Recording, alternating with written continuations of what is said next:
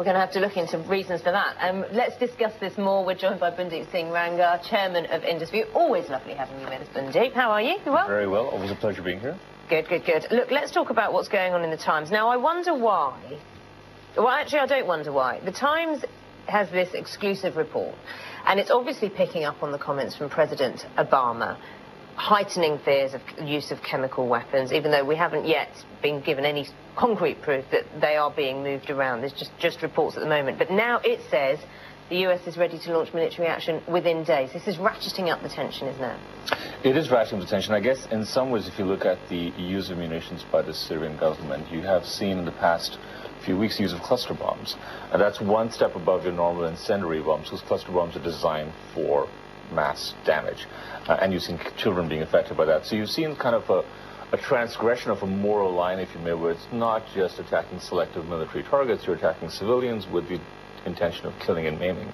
Well, if the intention is there, the opportunity is there, the only question now is the capability there for what you said before, which is chemical weapons. And there is some evidence to show that things like nerve gas and sarin are being produced in different areas. And it's the building up that, I hate to say it, the WMD kind of scenario, but it is a building up of a scenario which says it has crossed that red line of chemical weapons. So it's a bit of a warning to us not to use it, but it's also saying if it does cross that red line, we're ready to act. We're ready to move on curtailing it. But do you think the stomach is there for another foray into the Middle East over in the US? Good question. One of the estimates that's been out there is that if they had to really clamp down on it, they would have to send in ground troops, and it would take about 60 to 75,000 ground troops. Now, is that a commitment that the allies, in this case the US and the Western powers, are willing to make? And that's one that requires some political cachet. And I guess Obama's only doing this now, post the election, because he's not worried about the repercussions in the short term, and in some ways he's delivered on what he said in Iraq and Afghanistan. But the red line is there, the chemical weapons usage. I don't know if there's a stomach for it anywhere in the world, not just the US. Ban Ki-moon, UN Secretary General, yesterday did warn of concerns about what's going on in Syria, but he's also been talking at climate talks as well in Doha, which I kind of wonder how important these should be, or how high up the agenda this will be when what is happening in Syria is so evident. Well, I mean, what's happening in Syria is obviously pertinent and immediate right now. When it comes to climate change, I guess this is a more of a mid to long term. Very long term. Very long term. We've been talking about this for years and will probably continue to do so. The two questions here are, to what extent do you actually see the impact of greenhouses affecting climate change? Because there's several disputes on that. Is it really the melting of the polar caps a consequence of greenhouse or not? But secondly, it's the extension of the emission control set in the Kyoto Protocol. And that was a key objective of this particular summit, and the question, the big question is, will they succeed in that? And secondly, is that effective enough? Not to mention, does it actually have a difference on greenhouse emissions? Do you buy into it? I do. I think that more than anything else, and if it was a story later on, is that just the fact that we do have more toxins in the air, there is more industrial waste, and I believe that ultimately climate change, no matter what we say, at micro levels, we see massive amounts of change, whether it's more hurricanes, more typhoons. There's got to be a link between massive industrialization and pollution and what we're seeing there. It's just common sense. Unfortunately, that's not very common. So India mulls naval ships off Vietnam. So looks like we could get some, not just a Chinese problem down there in the South China Sea, but on the other side of the oceans as well. It's a bit worrying, because you've got two very large military powers, and never mind the economic powers of China and India, but it's very large military powers with global ambitions and regional strategic ambitions, and not to forget they both are also nuclear armed. And sometimes small things trigger off big things, which is where the concern is. Now, off the coast of Vietnam, the South China Morning Sea is an area that's supposed to be very rich in oil and gas, and as yet largely unexplored. So what the Indian State Oil Exploration Company, the ONGC, the Oil and Natural Gas Commission, has done is taken a 45% stake in PetroVietnam, which is the main Vietnamese oil company. As a consequence of that, of course, any threat to oil exploration that affects Vietnam affects India. So what the Indian Navy is saying, we're looking to protect our interests, a la Vietnamese interests, in the face of growing assertions by China, which is hungry for power, hungry for natural resources, and hungry for oil, asserting its own claims in the South China Sea, which is why in the past few days you've seen China exploring in undisputed areas, no problem, but encroaching, both sides claim to be encroaching on the disputed areas off the coast of Vietnam. And that's why it's a bit of saber-rattling, but it's also incredibly important as a resource. Certainly something we can't ignore for the moment, indeed. This is something that's going to keep you very, very busy. All day. All I day think. long. But it's depressing. The Financial Times headline, Osborne to extend austerity into 2018. I mean, from the UK point of view, in the UK, you look around Europe and you kind of would expect to hear that about Greece or Spain or Italy, but you don't. I don't know if the UK is entirely ready for this length of austerity.